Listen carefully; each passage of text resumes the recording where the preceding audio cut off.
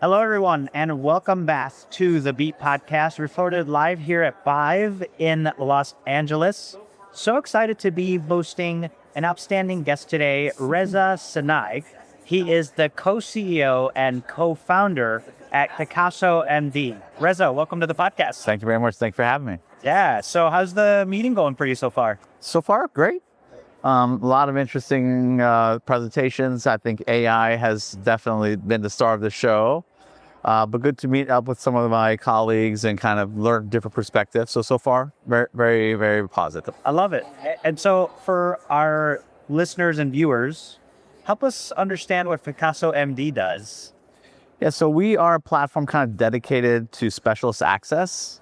So, we have a lot of organizations that concentrate on primary care, which is an incredible part of the health ecosystem. But when it comes to specialty care, it often is a black box. So we try to think of creative solutions to help create more streamlined communication between primary care providers and specialists through what we call our curbside feature. And then if and when a referral is necessary, we try to help automate that transition of care to more thoughtful specialists and kind of create some intelligence around that process to make sure patients get in faster.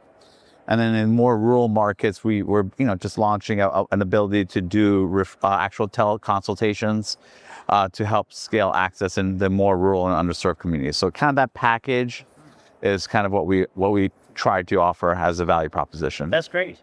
And so the platform, does it sit with primary care? Yeah, we're as a staunch believer that care should and stay with a medical home, and that medical home should be the primary care provider. But I'm a cardiologist by training, and so what we kind of learn in our life is like everything is siloed. And as a result of that, you just have a difficulty kind of accessing expertise or kind of thought processes. So if our job is to kind of blur those lines, and when appropriate and a referral is necessary, kind of really take that white glove approach to help get that patient to a more thoughtful specialist in a more timely fashion. And that overall vantage point is kind of where we live, but mainly PCP facing. Understood. Got it. Really, really helpful, Reza. And I didn't realize you're a physician. So Yeah.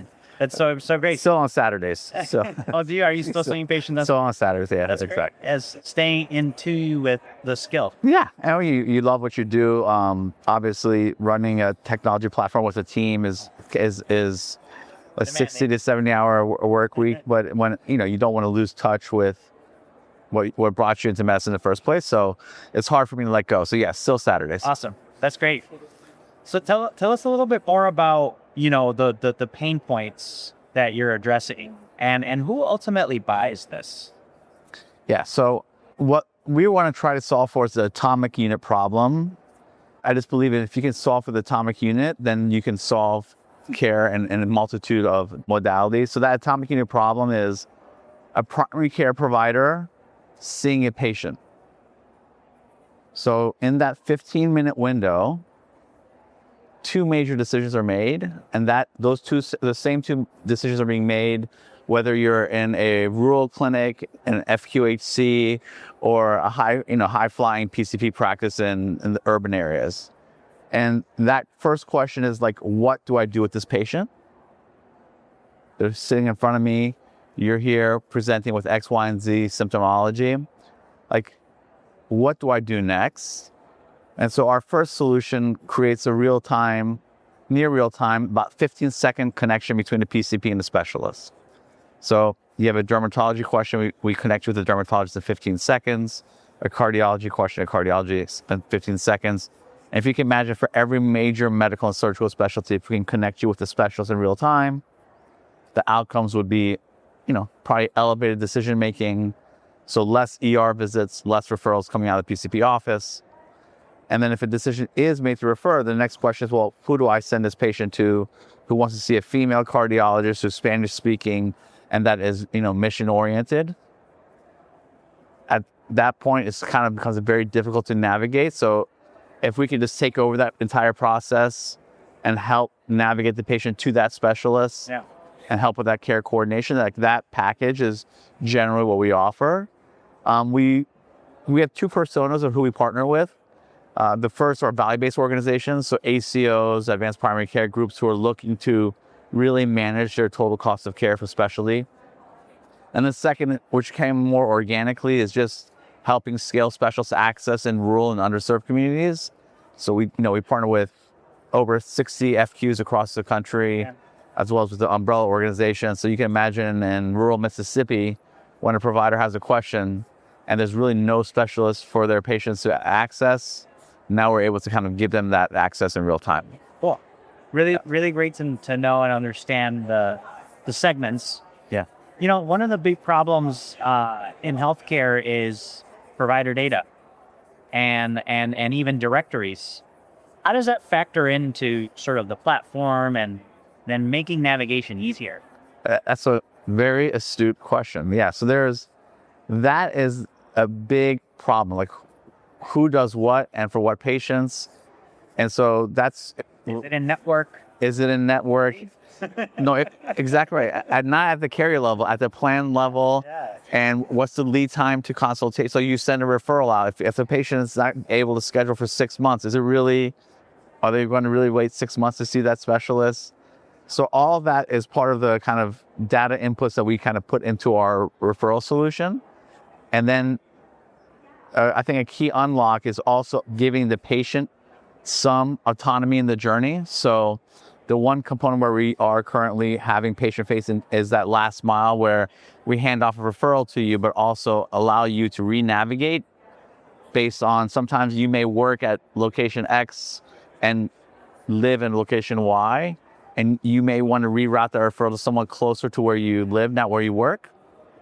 Well, how do you maintain that quality of specialists and navigation? So that's kind of what we do. But to your point, that is a big unlock. So we have many inputs that kind of help us with that problem, but that is a constant struggle. The quality of data and scrubbing it to a fashion and layering in technology to make sure that the output is appropriate and not just a guess. Yeah, for sure. Yeah, it's a big issue, and I'm sure that's where you and your company are providing some really opportunities to do the matching in a way and augment that, right? And outside of what's available in the community, how do you then augment that to provide that extra layer of value? What's the most important innovation that your team is focused on right now, Reza? And what problem is it designed to solve? Yeah, I mean, I think we're not, we're not innovative. What we do is we identify problems and we provide solutions to address those. So I think that initial workflow where we match PCPs with specialists has, we've been operating that for 6 years now, and it works pretty well. There's on the edges we can improve that kind of workflow, but I think that transition of care and really leveraging technology to help identify the right specialists, but then secondly, helping with that care coordination, that is where we spend probably the majority of our time and energy now. Is how do you create visibility into the patient journey for both the patient as well as the PCP, and then create processes and technology and workflows to optimize that, and then feed that back to the PCP. That referral loop or journey, I could identify 20 points of failure along that process. So we just systematically address it, whether it's through homegrown technology, AI, et cetera, to address that in a thoughtful way. That's fantastic. CMS is doing a lot around this space to allow technology to play a role. Yeah. How is that impacting the organization and your ability to help these large organizations deliver better care? Yeah. So thinking like teams, a team approach. Yeah. Exactly. Yeah. So that's a great question. Like, who do you send that patient to? Historically, that's been brick and mortar specialists, correct? That's not the world that we live in now, right? There are organizations that, I call them digital point solutions, that are really best in class at scaling, at least for the population, specialty care. So it could be digital point solutions. It could be AI-led digital solutions that Access Model, as an example, is trying to help facilitate. Yep. And it can also be specialists as well that do telemedicine or in person. So there's like 4 layers of care. So our goal is to be the entry point to facilitate care in each of those 4 models and tie it all together. So you may end up going to a digital point solution, but if that patient needs to be then sent to an in-person, skilled facility, how do you facilitate that process? So that's kind of where we live. That's awesome. Yeah, it's building out that ecosystem that reflects today's reality. Yeah. Right. Which is a good thing. Yeah, it is. It's better to have more optionality than less. Yeah, definitely, exactly. Yeah. definitely. As we close out today's, session, what would you advise our viewers and listeners and using a platform like yours to solve the challenges that they're facing? I think there's a lot of great solutions out there. So for me, it's really about priority. Is a successful partnership for us has generally largely been driven by the partners we identify and work with. We're not a solution isolation. If we were, we would be a multi-billion-dollar company. What makes us successful is that partnership thread. So what I would recommend is like really prioritizing the North Star of an organization, and then identifying a thoughtful way potential partners, and then meeting with them and seeing how you can work as a team to address those problems, and having an iterative approach. Meaning, I say we probably get 50% of what we do right, on month 1, and our goal is to partnership to increase that percentage over time to align ourselves with our partners. But you can't do that just off the shelf. That really does take a little bit of a nuance in how you implement and how you go to market with each organization. Oh, thank you for that. And if people want to learn more about you, about PicassoMD, where can they reach out? Yeah, you can just email me, Reza@PicassoMD.com. You can go to our website, Picasso.md. We're always available and happy to learn. That's fantastic. Well, there you have it, ladies and gentlemen. Dr. Reza Sanai with us today, co-CEO and co-founder of PicassoMD. Make sure you check out the show notes so you can get all the ways to get in touch with him and the team.